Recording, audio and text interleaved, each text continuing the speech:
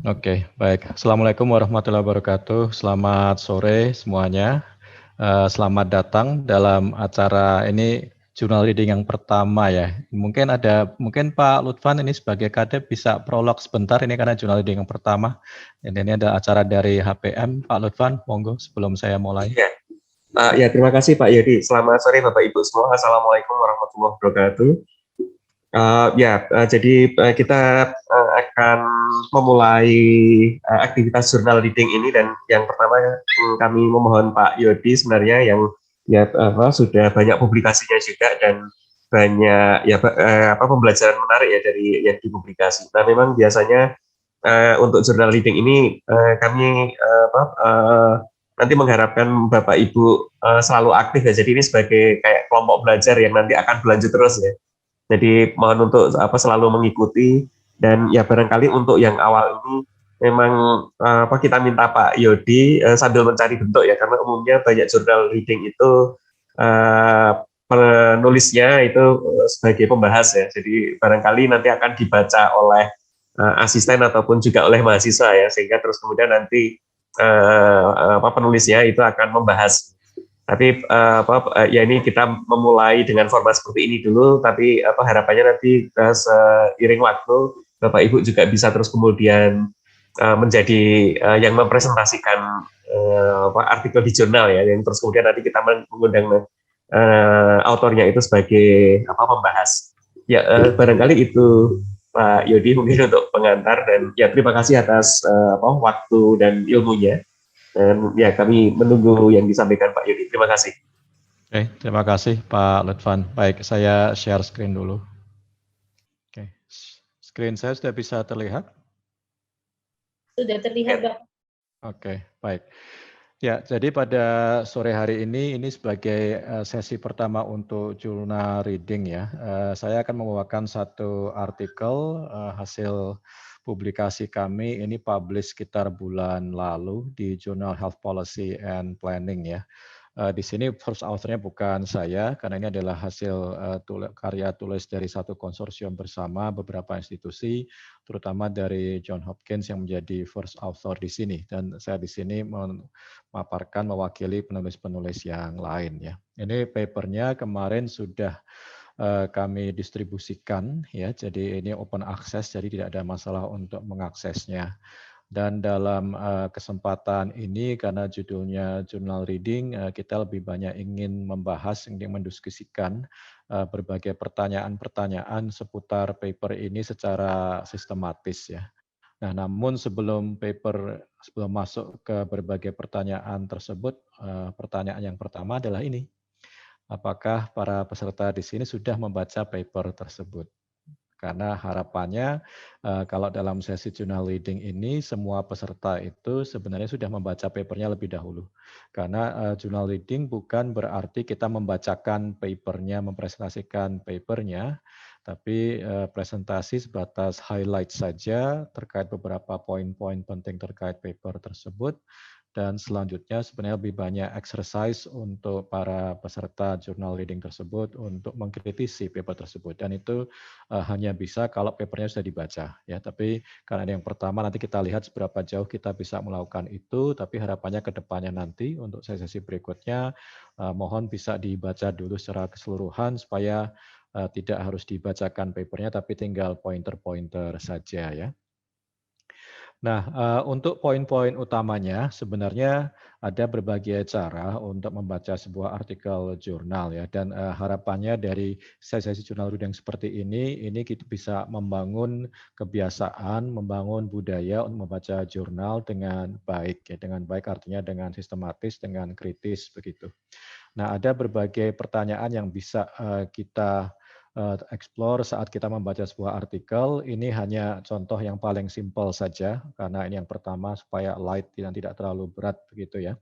Jadi yang pertama nanti kita ingin membahas bagaimana keterkaitan paper ini dengan paper-paper sebelumnya. Ya. Kemudian pertanyaan kedua nanti adalah apa sih poin-poin yang baru dari paper ini kalau dibandingkan dengan penelitian-penelitian sebelumnya. Kemudian yang ketiga, adalah mengenai metode. Metode apa yang digunakan untuk menuliskan paper ini, untuk menghasilkan penelitian ini. Kemudian yang keempat, hasil temuan-temuan utamanya apa. Terus kemudian yang berikutnya adalah kalau menurut para penulis ini artinya apa temuan-temuan tersebut. Dan yang terakhir sebenarnya yang paling penting ini adalah assessment Anda atau kritikan atau tanggapan atau masukan Anda terhadap paper ini. Karena sebuah paper meskipun itu sudah publish di jurnal bereputasi, di sini Health Policy and Planning sudah dikritisi habis-habisan, tapi bukan berarti paper tersebut perfect, sama sekali tidak. Tentu masih ada beberapa keterbatasan dan tentu juga perlu dibahas supaya interpretasinya itu lebih proporsional dan zaman sekarang justru ada yang disebut dengan post publication peer review. Artinya setelah publikasi pun di peer review secara open seperti ini supaya untuk men-trigger diskusi-diskusi lebih lanjut dan juga untuk mengarah ke penelitian-penelitian lebih lanjut. Ya. Jadi poin terakhir itu yang penting yang harapan saya menjadi bagian utama dari diskusi kita pada sore hari ini. Tapi saya akan untuk walk through saja untuk 5 poin yang pertama ya. Untuk highlight kembali terutama refresh bagi yang sudah mencoba membaca papernya. Nah, pertama paper ini bagaimana kaitannya dengan penelitian-penelitian sebelumnya. Yang pertama adalah sebelumnya sudah banyak paper-paper, sudah banyak penelitian-penelitian yang menunjukkan bahwa ada gap antara riset-riset yang ada dengan praktek yang di lapangan. Artinya ada akumulasi temuan-temuan penelitian yang itu semua kemudian direkomendasikan untuk diadopsi sebagai kebijakan misalnya, tapi kemudian sebagian besar itu tidak diadopsi. Jadi ada gap di situ. Banyak hasil penelitian tidak diimplementasikan. Nah, sehingga semakin banyak tuntutan untuk upaya-upaya yang lebih intens lagi supaya apa yang menjadi hasil-hasil penelitian, bukti-bukti penelitian itu betul-betul diterjemahkan ke kebijakan ataupun ke praktek, yaitu know do gap gitu. Jadi itu sudah banyak dibahas, sudah banyak pembahasan mengenai know do gap itu yang semakin lebar dan itu yang ingin segera diupayakan supaya itu bisa diminimalkan gitu, bisa dipersempit kesenjangan antara hasil penelitian, hasil bukti penelitian dengan kebijakan maupun praktek di lapangan. Nah, salah satu pendekatan yang banyak diteliti sebelumnya untuk mempersempit tadi kesenjangan antara apa yang kita tahu dengan apa yang kita lakukan itu adalah yang disebut dengan konsep knowledge translation ya. KT singkatannya. KT itu ada berbagai definisi, tapi yang paling banyak dikutip definisinya adalah seperti ini. Jadi adalah sebuah proses yang dinamis dan iteratif yang meliputi dari mulai sintesis, diseminasi, maupun pertukaran dan aplikasi dari pengetahuan, ya, bukti-bukti penelitian untuk meningkatkan status kesehatan dan meningkatkan efektivitas lain kesehatan dan memperkuat sistem kesehatan. Ya, itu yang dimaksud dengan KT. Ya. Jadi bisa mulai dari knowledge generation-nya, kemudian disintesis dalam bentuk systematic review atau meta-analisis, kemudian diseminasinya dalam bentuk berbagai strategi diseminasi, kemudian exchange antara researcher dengan policy maker, kemudian aplikasi dalam arti misalnya diadopsi sebagai sebuah kebijakan ataupun menjadi sebuah guideline atau pedoman baru dan seterusnya. Itu knowledge translation ya. Dan itu bukan barang baru. Itu sudah 10 tahun lebih bahkan mungkin 20 tahun ya knowledge translation itu. Nah, institusi-institusi akademik seperti UGM maupun institusi akademik yang lain yang ada di dunia itu punya posisi yang strategis untuk melakukan knowledge translation. Namun banyak penelitian menunjukkan bahwa keberhasilannya itu sangat bervariasi. Artinya ada yang memang cukup berhasil, institusi-institusi itu melakukan knowledge translation, ada yang banyak yang kurang berhasil juga begitu. Sehingga banyak yang mencoba meneliti kenapa sih variasi sekali. Ada yang berhasil, ada yang tapi banyak juga yang tidak berhasil dalam knowledge translation itu untuk ininya.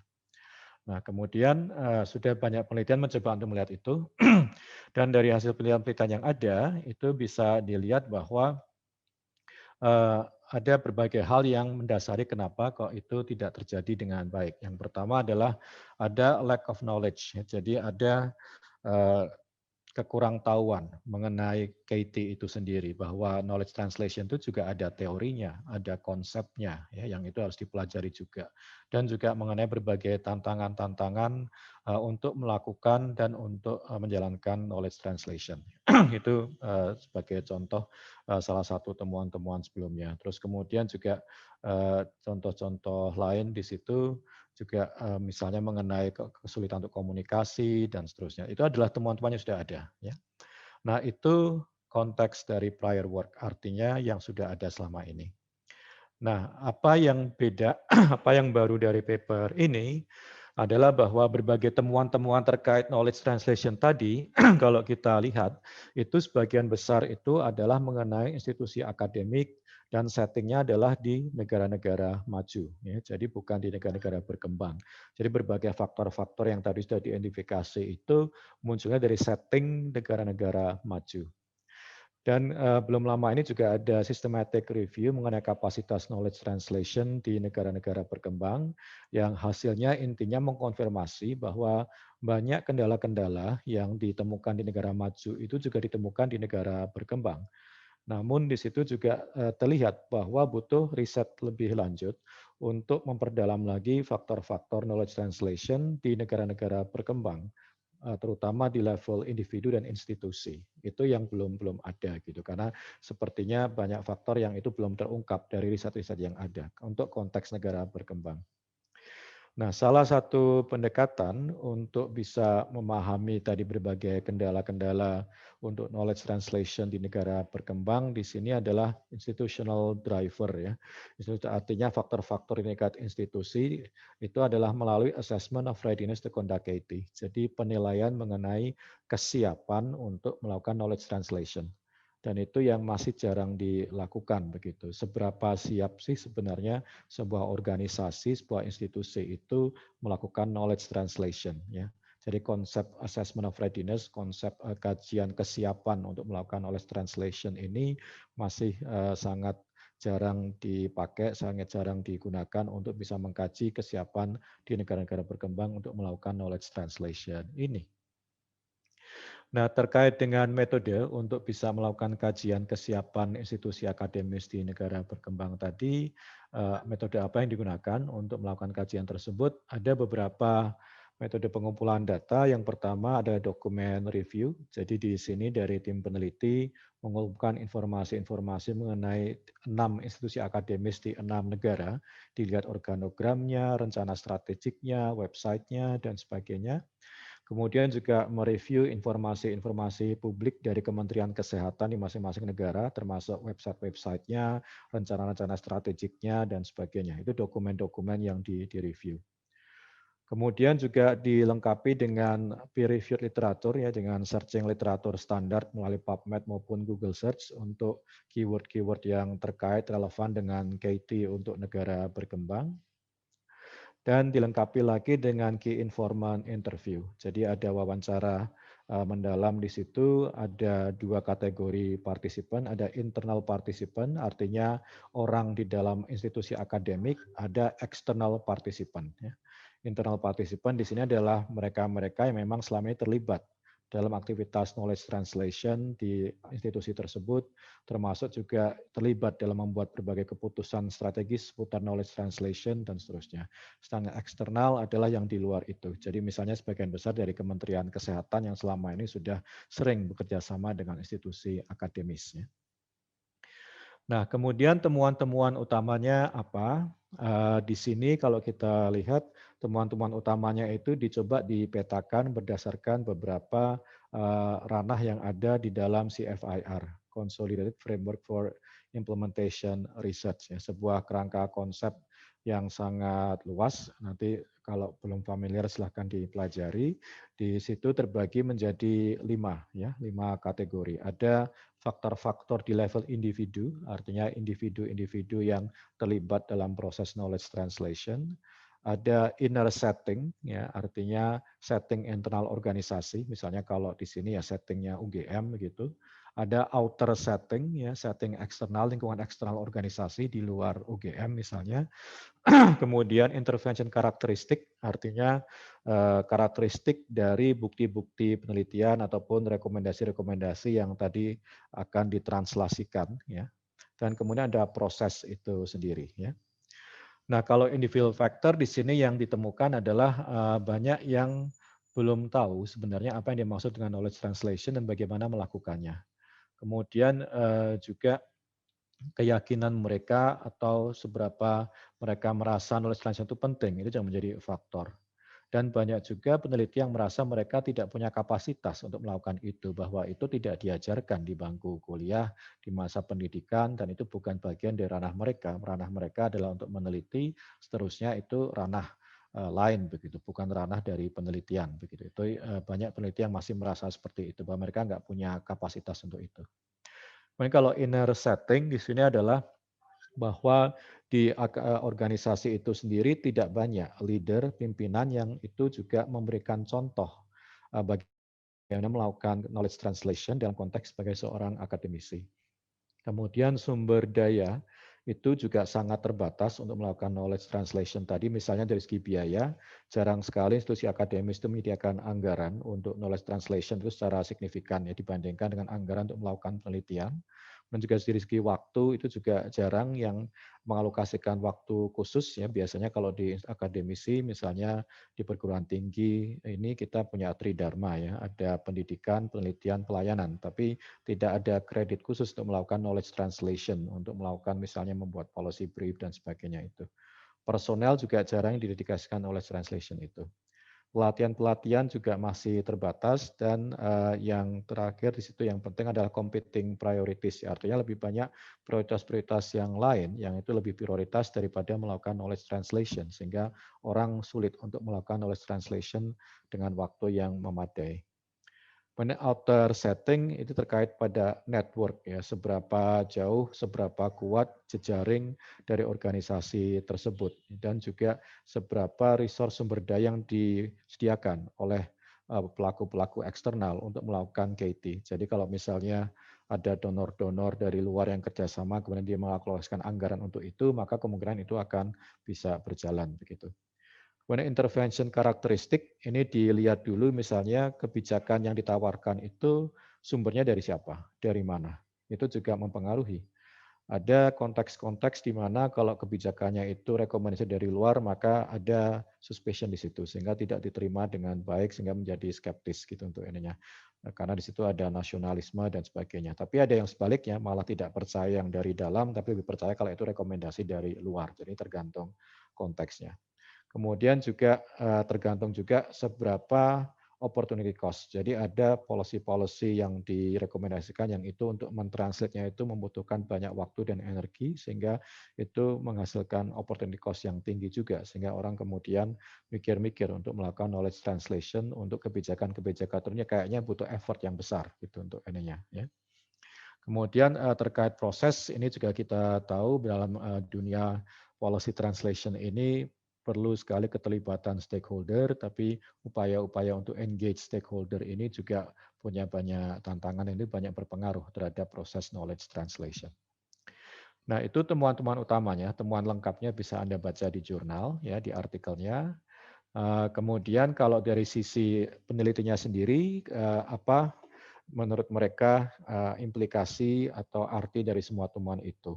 Yang pertama adalah kalau menurut para penulis adalah bahwa temuan-temuan mereka, temuan-temuan kami itu sejalan dengan banyak temuan-temuan terkait dengan kendala-kendala institusi akademis dalam melakukan knowledge translation, terutama di negara-negara maju. Jadi banyak faktor yang tadinya itu terdokumentasi negara maju ternyata ditemukan juga di negara berkembang gitu untuk ini.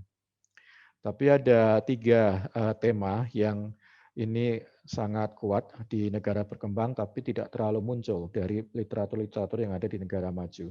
Yang pertama adalah kompleksitas dari policy proses, yaitu kompleksitas dari proses kebijakan itu sendiri yang nampaknya lebih kompleks di negara berkembang. Pemain-pemainnya itu lebih kompleks, lebih banyak, lebih bervariasi, lebih heterogen.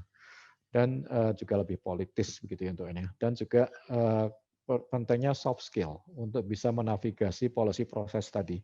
Itu yang seringkali memang tidak disiapkan. Artinya juga jarang institusi akademis itu menyiapkan para peneliti dengan soft skill untuk menavigasi policy proses tadi.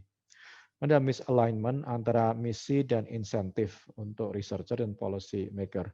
Artinya bisa jadi ada misi dari institusi untuk ikut berkontribusi terhadap peningkatan status kesehatan, untuk ikut berkontribusi terhadap pengambilan kebijakan, tapi saat dilihat ditarik pada kebijakan-kebijakan SDM misalnya, itu tidak ada insentif untuk melakukan itu, malah disinsentif karena insentifnya lebih kuat untuk melakukan hal-hal yang lain, bukan untuk knowledge translation. Itu yang disebut dengan misalignment.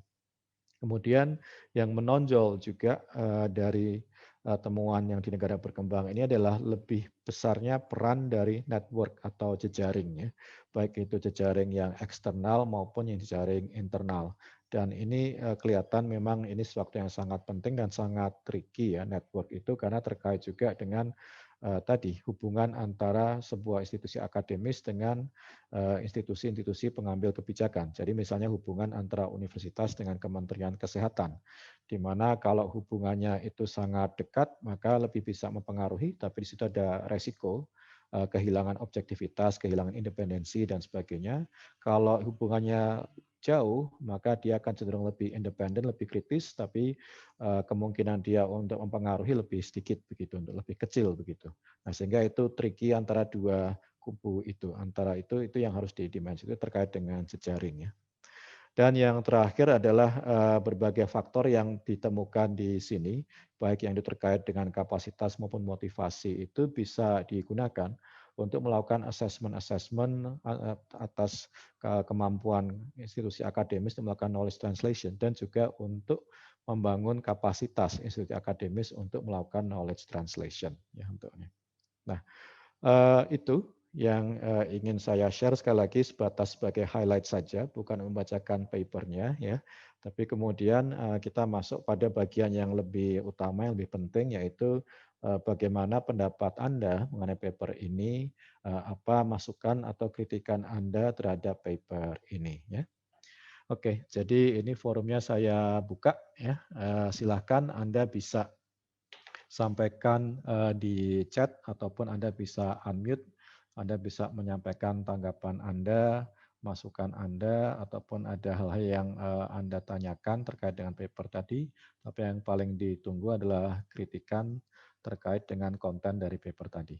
Silakan, ada yang mau memulai, bisa di chat, bisa di unmute.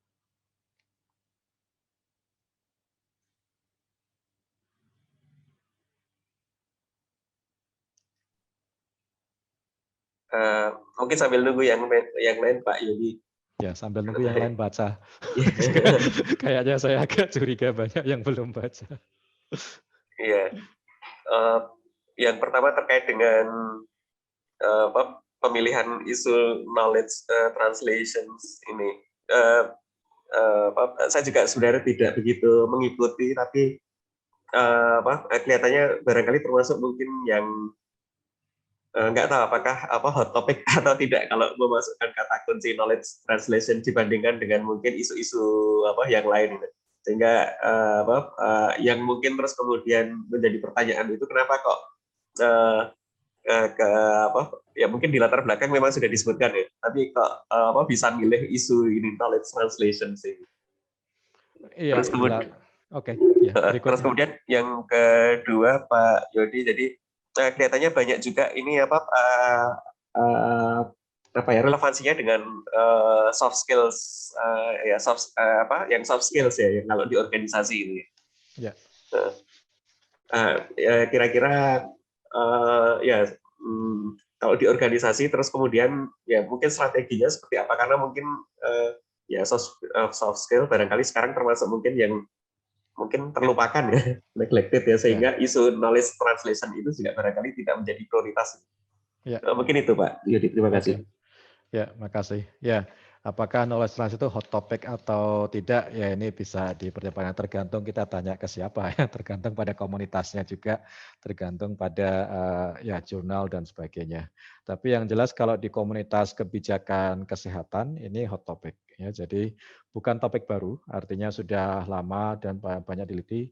Yang paling getol untuk mendonori ini adalah Kanada biasanya, IDRC. Jadi kalau kita lihat istilah knowledge translation itu paling banyak dipakai oleh para peneliti dari Kanada, karena asalnya dari sana ya. Jadi kalau ada IDRC terutama itu banyak mensponsori banyak proyek-proyek terkait knowledge, termasuk di Indonesia, termasuk lewat PKMK itu banyak sekali upaya knowledge translation, yaitu asal muasalnya dulu salah satunya dari IDRC ya untuk ini. Nah jadi itu sebenarnya sesuatu yang kalau di lingkaran atau komunitas peneliti kebijakan kesehatan itu suatu hot topic, dan ini juga karena ada isu personal juga ya, di mana para peneliti yang masuk di situ memang adalah mereka-mereka yang memang sudah lama berkecimpung di situ dan merasakan kefrustrasian mengenai knowledge translation itu, bahwa banyak sekali kendala-kendala. Tapi kemudian banyak yang mentok di situ dan tidak tahu apa yang harus dilakukan. Nah, sehingga berdasarkan itu tadi common frustration gitu ya antar banyak peneliti tadi bersama-sama, akhirnya oh ini kayaknya perlu kita teliti nih, bahwa ini tidak sesuai dengan apa yang seharusnya. Kemudian kita ingin tahu sebenarnya barriers-nya apa, facility-nya apa, sudah kita pelajari. Di negara maju sudah banyak temuannya, tapi negara berkembang belum banyak. Nah, sehingga itu motivasi kenapa ini diteliti, Pak Lutfan. Lebih ke arah tadi common frustration di antara banyak peneliti kebijakan di negara berkembang yang melihat ini sebagai isu yang sampai sekarang itu masih belum teratasi. Itu kenapa kok masuk ke sana. Kemudian soft skill, betul. Jadi memang salah satu kuncinya di sini adalah soft skill untuk tadi policy proses ya, karena selama ini kan sebagian besar memang trainingnya itu kan lebih arah untuk meneliti kan, untuk bisa menguasai metode penelitian, untuk bisa melakukan pengumpulan data, melakukan analisis data dan sebagainya. Tapi setelah itu selesai kemudian what's next gitu jarang memang yang diperkuat di sisi itu begitu untuk ininya. Sehingga memang ada beberapa soft skill yang diperlukan, di papernya itu disebutkan beberapa contoh. Kalau ditanya strateginya juga ada beberapa opsi, tapi yang sangat kuat muncul di situ adalah mentoring. Itu salah satu yang ditekankan hampir di semua konteks, bahwa di institusi akademis itu perlu ada pengembangan mekanisme mentoring ya antara senior dengan junior, karena ini tadi, karena ini adalah hal-hal yang memang tidak didapatkan di bangku pendidikan, sehingga lebih banyak ditemukan di pengalaman ya, sehingga kalau yang senior-senior yang sudah berpengalaman kemudian mereka mengakumulasi banyak lessons ya, yang itu kemudian bisa ditransfer ke junior-juniornya, dan itu bisa melalui tadi mentoring tadi ya, mentoring tadi, sehingga itu bisa tertransfer gitu, apa yang dipelajari senior-senior berpengalaman ke transfer ke juniornya. Itu yang strategi yang paling kuat, paling muncul, karena banyak hal yang itu belum terkodifikasi dengan baik terkait dengan knowledge translation ini, sehingga banyak yang sepertinya itu yang paling pas saat ini adalah dengan media mentoring tadi. Kurang lebih seperti itu Pak Levan. Semoga bisa terjawab. Oke, kemudian di chat saya melihat ada satu pertanyaan. Mohon izin bertanya, pelaksanaan KT akan membantu pembuatan kebijakan. Dari hasil penelitian banyak kendala pelaksanaan KT di LMIC. Terkait pelaksanaan UHC di Indonesia, bagaimana KT dapat berperan dalam hal ini?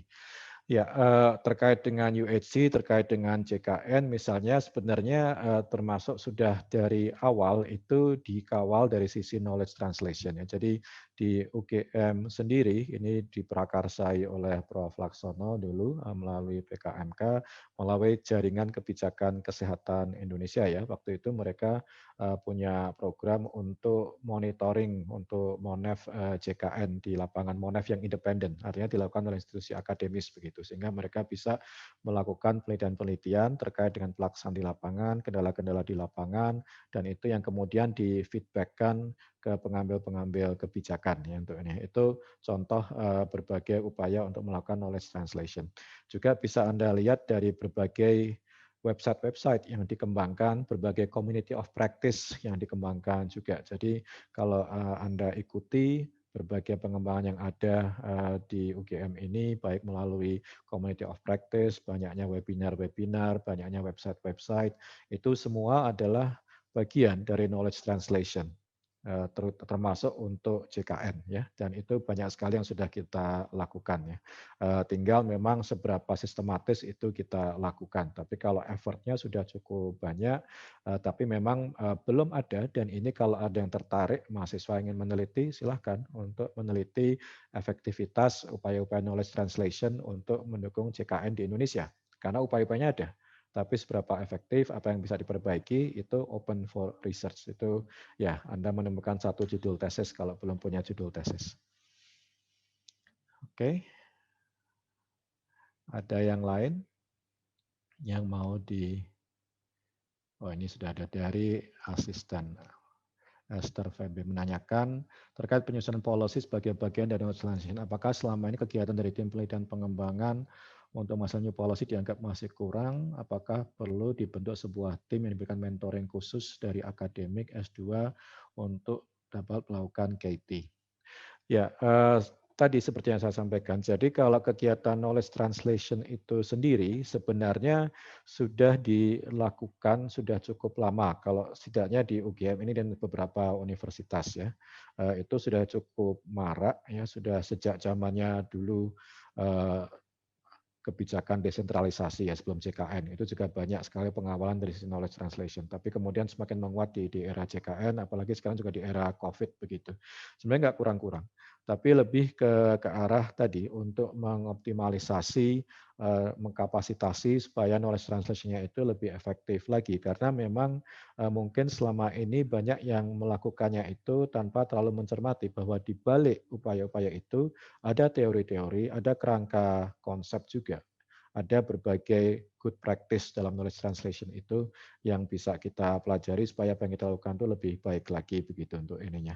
Nah, untuk itulah tadi ada berbagai upaya untuk penguatan kapasitas. Nah, sehingga sebenarnya yang diharapkan adalah kalau memang ini menjadi suatu kebutuhan, misalnya untuk UGM misalnya ya kita melakukan tadi assessment readiness di UGM itu sendiri seberapa siap dan elemen-elemen mana yang itu perlu diperkuat dari berbagai elemen terkait dengan kesiapan knowledge translation tadi. Kemudian strategi apa juga akan tergantung pada hasil pemetaan tadi.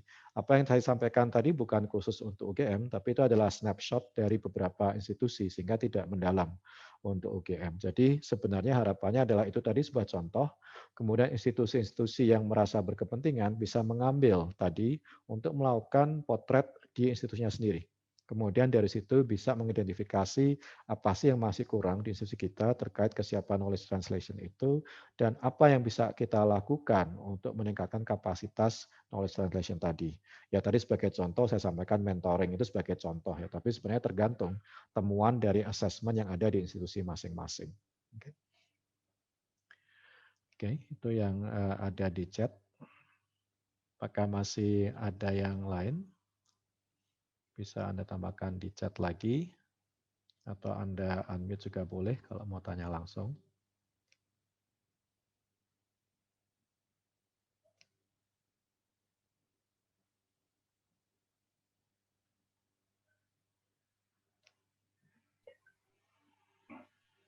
Sambil nunggu yang lain, Pak Yodi, apa ada ya beberapa istilah juga yang ya mungkin sering ucapkan ya, misalnya ada knowledge management yang ada relevansinya dengan dengan knowledge creation, knowledge acquisitions, knowledge disseminations.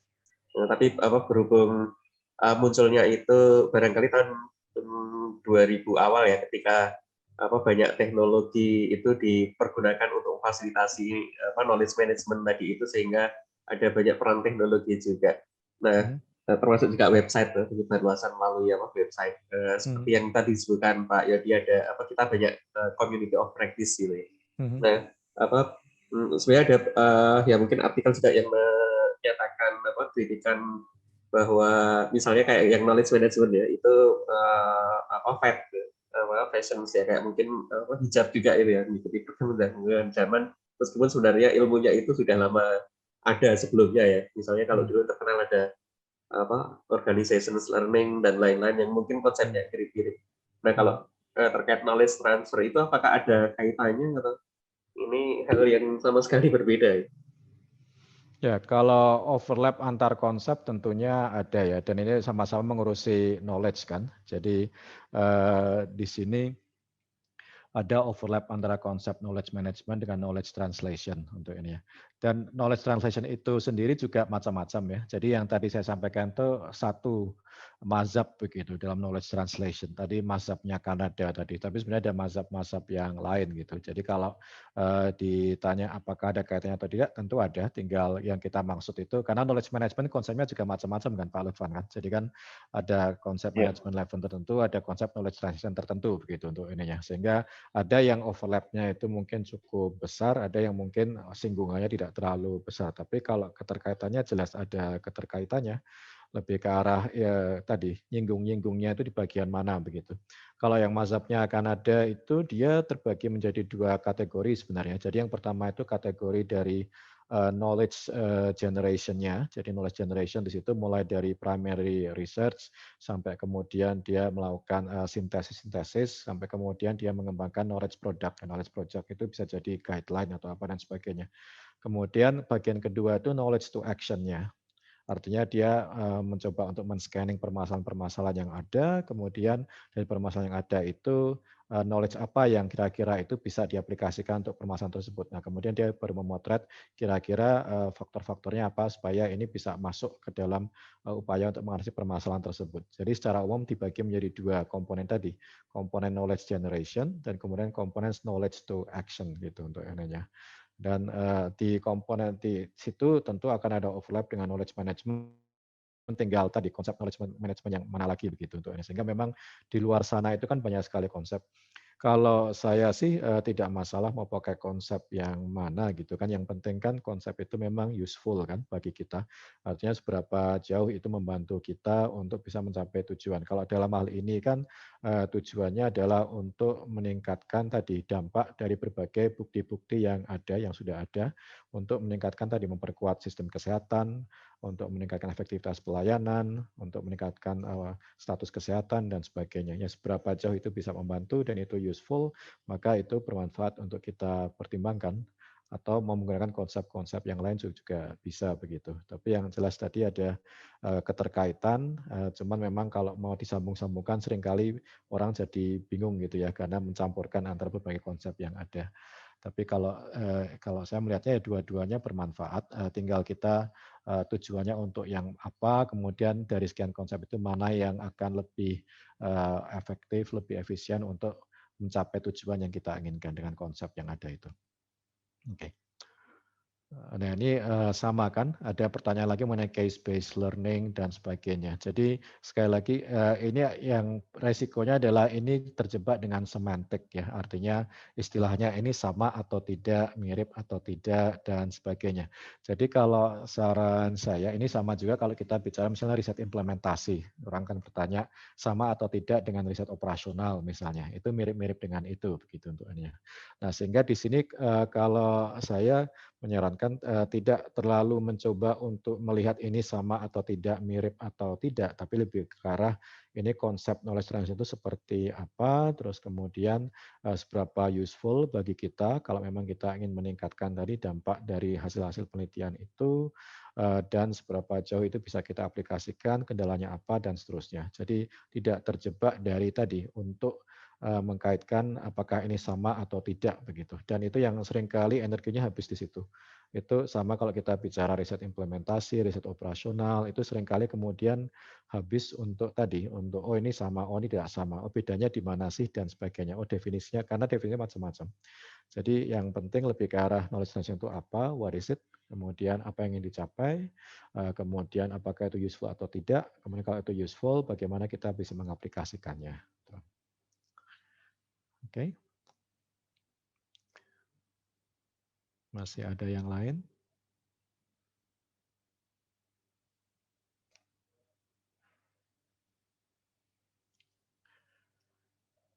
Oke, kalau belum ada yang lain, ini mungkin bisa kita perluas Pak Lutfan. Mungkin kita bisa minta masukan-masukan juga dari para peserta yang ada di sini mengenai format untuk journal reading ini ya. Artinya ke depan harapannya seperti apa dan apakah bisa kalau misalnya memang diharapkan diwajibkan begitu untuk baca dulu karena memang susah kalau belum baca. Jadi untuk diwajibkan supaya baca dulu sehingga kemudian diskusinya bisa lebih tajam dan mungkin sudah bisa di-assign siapa yang nanti akan presentasi gitu dari mahasiswa atau dari asisten sehingga kemudian diskusinya akan lebih tajam lagi begitu. Kalau yang sekarang sebagai yang pertama mungkin tadi banyak yang belum siap, belum sempat baca ya, sehingga tidak mudah memang untuk mendiskusnya untuk ini. Iya, iya setuju Pak Yodi. Jadi memang nanti ini barangkali menginisiasi dulu dengan memberi dosennya memberi contoh. Dan setelah ini barangkali nanti akan dilanjutkan dengan ya mungkin nanti kita selang-seling juga ya dosen dan asisten dan juga mahasiswa ya. Dan saya kira akan banyak hal menarik yang bisa kita pelajari dari pembelajaran dengan seperti ini. Ya. Itu masih ada satu pertanyaan Pak Yudi. Nah ini satu contoh maksud saya yang itu di luar konteks. Jadi deduktif induktif ini metode penelitian ya. Ini ada Prof. Uud juga di sini. Jadi lebih hal-hal sepertinya lebih tepat didiskusikan di metode. Kalau maksudnya belum pernah mendengar apa itu pendekatan deduktif dan induktif begitu untuk ininya. Saya bisa menjelaskan, tapi akan lebih tepat kalau dijelaskan di mata kuliah. Ya kalau yang dimaksud di sini adalah dia menggunakan tadi ada beberapa kerangka konsep, kerangka teori, yang itu tadi misalnya pakai CFIR dan sebagainya itu digunakan untuk menganalisis datanya, tapi kemudian dia tidak hanya mengunci di situ, tapi dia juga melihat juga emerging pattern yang keluar dari data-data yang ada. Tapi kalau untuk detailnya nanti monggo bisa dipelajari di metode penelitian, terutama di kualitatif ini. Di sini ada Prof. Uud juga nanti kalau bisa ikut menjelaskan di metode penelitian. Nah berikutnya KT ini apakah pemerintah kita mewajibkan setiap institusi menyelenggarakannya?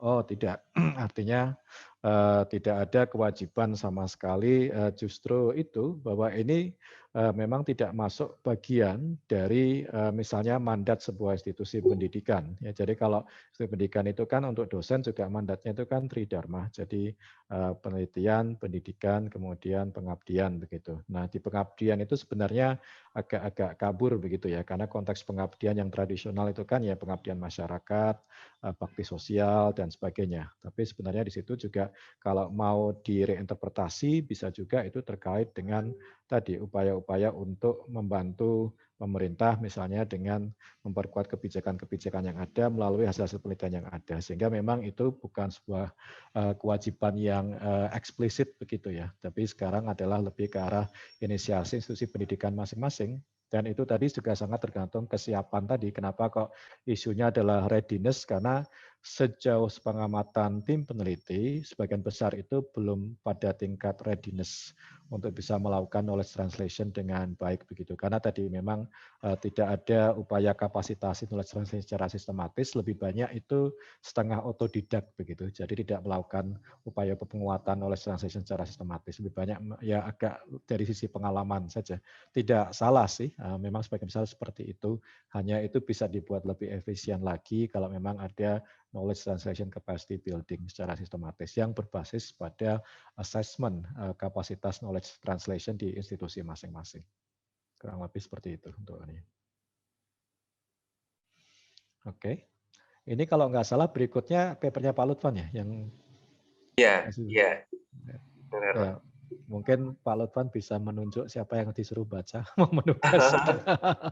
Ya, mungkin nanti akan kami tawarkan untuk ya atau ada yang mau volunteer di sini. Papernya judulnya apa Pak Lutfan? Mungkin Mbak Tri bisa ditampilkan ya. Ini sebenarnya terkait dengan sekarang kan di era COVID ini, meskipun ini sebenarnya diinisiasi sebelum COVID ya, dan terkait juga dengan isu perubahan iklim yang terus kemudian membuat teknologi itu banyak dikembangkan. Seperti kalau yang sekarang kita kenal ada mobil listrik dan sebagainya kan itu merespon isu perubahan iklim juga. Nah di bidang kesehatan ada telemedicine yang sudah mulai diinisiasi oleh termasuk Kemenkes tahun 2012 sudah cukup lama sebenarnya kalau Bapak Ibu perhatikan, tapi mungkin baru sangat populer ya karena COVID ini. sehingga sekarang banyak inisiatif telemedicine. Nah, tapi yang ingin kita diskusikan nanti terkait dengan isu untuk penghitungan dampak carbon footprint istilahnya, yang kalau di beberapa institusi rumah sakit di luar itu mereka menghitung, karena rumah sakit itu termasuk ternyata yang banyak emisi karbonnya itu, dan itu punya kontribusi untuk isu perubahan iklim juga. Ini kebetulan bekerjasama dengan beberapa peneliti dari Amerika dan Swedia ya. Jadi nanti kita mungkin akan melihat ini, karena sekarang telemedicine termasuk salah satu solusi yang banyak ditawarkan, terutama dalam konteks pandemi dan pasca pandemi. Ya mungkin nanti kalau ada yang tertarik silakan menghubungi untuk mungkin nanti akan ada yang hal menarik juga. Oke, jadi ini silakan, ini kalau ada yang tertarik kan bisa menghubungi panitia ya, berminat untuk menjadi presenter. Jadi nanti ada Pak Lutfan tentunya sebagai narasumber juga, tapi yang membahas seperti ini sebaiknya dari entah mahasiswa atau asisten, itu sebagai exercise juga untuk critical appraisal ya, untuk bisa mengkritisi. Kalau sebagai narasumber agak susah mengkritisi diri sendiri begitu. Tapi kalau ada yang bukan peneliti, bukan penulisnya kan akan lebih mudah untuk melakukan appraisal begitu. Narasumbernya ada di situ untuk melengkapi, memberikan klarifikasi atau elaborasi apabila ada poin-poin yang memang perlu untuk diperdalami lagi sih untuk ininya. Oke. Jadi itu rencananya kapan Pak Lutfan? Itu sebulan sekali atau? Minggu depan Pak Edi. Jadi setiap minggu? Ya, ini setiap minggu. Tapi barangkali nanti mungkin kita akan selang-seling juga dengan buku juga, dengan review buku ya. Ya. Oke, nah itu nanti berarti dalam beberapa hari ke depan sudah ada yang bisa mungkin mengajukan diri. Oh ini maaf, ada 2 pertanyaan muncul. Yang pertama mohon izin, berapa banyak institusi pendidikan di Indonesia yang sudah siap menerapkan KT? Belum ada asesmen itu. Jadi itu tadi adalah asesmen snapshot di 6 negara itu tadi, tapi belum ada yang melakukan asesmen itu di Indonesia secara khusus. Ini satu contoh tesis lagi. Jadi kalau ada yang masih butuh judul tesis, silakan kalau mau melakukan misalnya pemetaan kesiapan institusi pendidikan di Indonesia melakukan knowledge translation. Karena belum ada informasinya begitu. Adanya kan setahu kita begitu, bahwa tapi kita hanya tahu yang aktif mana tidak aktif. Tapi kalau untuk mengatakan kesiapan seperti yang di paper tadi belum ada. Jadi paper tadi bisa direplikasi untuk melakukan itu di tingkat Indonesia, misalnya tingkat nasional. Kemudian ada pertanyaan, seberapa besar peran alumni dalam memperkuat hubungan antara institusi dan pemerintah? Ya, kalau dalam paper itu Anda bisa membaca bahwa di situ peran alumni cukup besar ya. Artinya kedekatan. Jadi kalau kita lihat juga di UGM ini banyak alumni-alumni UGM yang misalnya ada posisi-posisi yang cukup strategis baik di Kementerian Kesehatan, di Dinas Kesehatan dan seterusnya. Dan itu memfasilitasi hubungan antara institusi akademik dengan tadi berbagai policy making institution tadi, baik kementerian maupun dinas dan seterusnya, karena kemudian seringkali itu adalah temannya dulu seangkatan atau dulu memang teman dekat dan seterusnya, sehingga lebih mudah secara personal untuk menghubungi, bisa membypass berbagai birokrasi yang ada. Jadi kalau misalnya tidak kenal, itu kan seringkali ya mau janjian saja harus lewat sekretaris, bikin appointment, kadang-kadang sebulan baru bisa ketemu. Tapi kalau itu adalah dulu teman satu angkatan atau itu dulu adalah bimbingannya atau apa, itu ada akses yang itu lebih cepat untuk bisa melakukan berbagai diskusi-diskusi terkait dengan kebijakan. Sehingga di situ memang ada peran yang cukup besar dari alumni-alumni dalam memperkuat hubungan antara institusi dengan pemerintah untuk knowledge translation ini gitu tentunya. Oke. Baik, sepertinya sudah Pak Lutfan, jadi semua pertanyaan sudah terjawab dan ini sebagai inisiasi awal ya, dan nanti mungkin minggu depan bisa lebih sistematis lagi dengan kalau nanti misalnya ada di antara peserta ini yang bisa diminta untuk tadi untuk memberikan paparan critical appraisal dari papernya didampingi narasumber dalam hal ini Pak Lutfan. Ya mungkin sebagai penutup Pak Yodi pertanyaan penutup juga, karena kalau dilihat tadi kan banyak ya autornya dari berbagai negara. Yang barangkali ini mungkin salah satu strategi yang salah satu hal yang sangat menarik juga. Nah, apakah ada ya barangkali strateginya untuk bisa membuat penelitian yang semacam itu tadi itu, Pak Yuri? Oh, penelitian dengan banyak negara itu terkait dengan network ya. Jadi itu bukan suatu yang dalam satu malam kan tentunya kan. Artinya ya itu bisa terjadi kan memang kita sudah lama kerjasama dengan beliau-beliau itu gitu. Itu perlu ada proses tapi juga perlu ada inisiasinya. Artinya bisa dimulai kecil-kecilan. Artinya tidak kemudian tahu-tahu kita akan paper penelitian dengan 10 negara sekaligus. Biasanya kita mulai ya sama seperti Pak Lutfan tadi kan, ada yang dari Amerika, ada yang dari Swedia.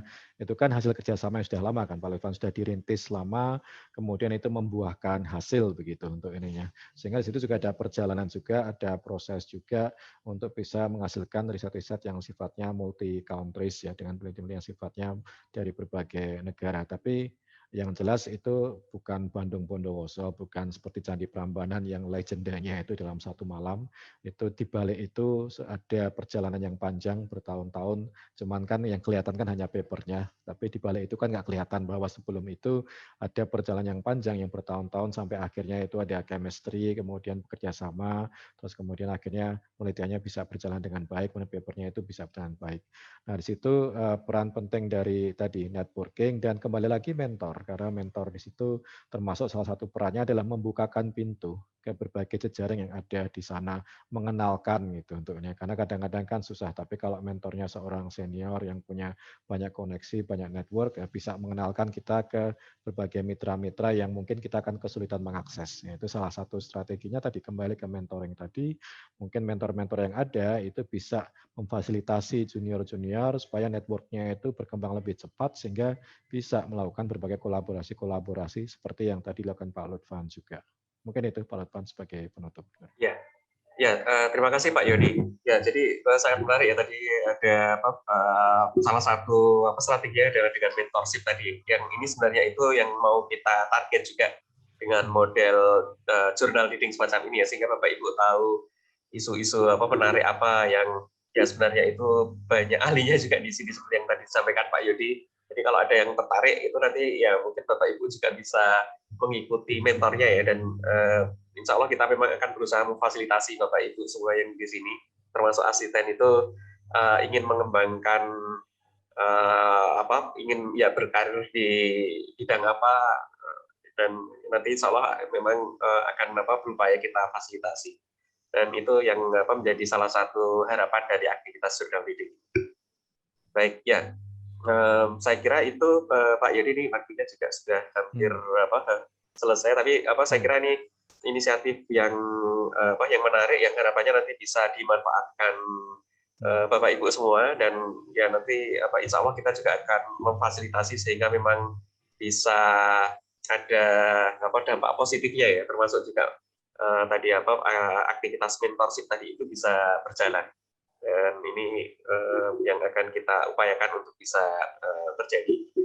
Baik ya, mungkin itu Pak Yodi, terima kasih sekali atas waktunya dan ilmunya. Semoga bisa saya yakin menginspirasi banyak orang Pak Yodi. Dan nanti kalau ada yang tertarik Bapak Ibu, jadi tidak perlu ragu dan khawatir ya. Jadi dan mungkin juga tidak perlu takut ya. Jadi kalau ada yang barangkali punya ide untuk mempresentasikan artikel yang barangkali menarik, itu silakan untuk menghubungi Mbak Tri nanti ya, sehingga bisa di bahas dan diskusikan, termasuk juga barangkali nanti akan juga mungkin mengembangkan mentornya itu siapa sehingga bisa lebih lebih bermanfaat untuk semua, tidak harus KMPK Bu Valen. Oh, Mbak Trinya sebenarnya tidak untuk tidak hanya untuk KMPK tapi untuk semua. Jadi yang di sini ada semua dosen juga yang nanti akan memfasilitasi. Begitu Bu Valentina. Jadi silakan nanti kalau ada yang tertarik. Sebenarnya tidak harus internasional ya, Pak Yodi. Barangkali nasional juga, nasional juga silakan. Saya kira akan ada banyak juga isu yang bisa diangkat dari artikel yang dipublikasi di level nasional. Ya. Baik, ya mungkin itu Bapak Ibu. Terima kasih sekali atas waktunya. Terima kasih Pak Yodi atas ilmunya dan ketemu lagi pada sesi minggu depan. Selamat sore, sekalian kita tutup. Wassalamualaikum warahmatullahi wabarakatuh. Waalaikumsalam warahmatullahi wabarakatuh. Terima kasih semuanya. Semoga bermanfaat. Terima kasih Pak.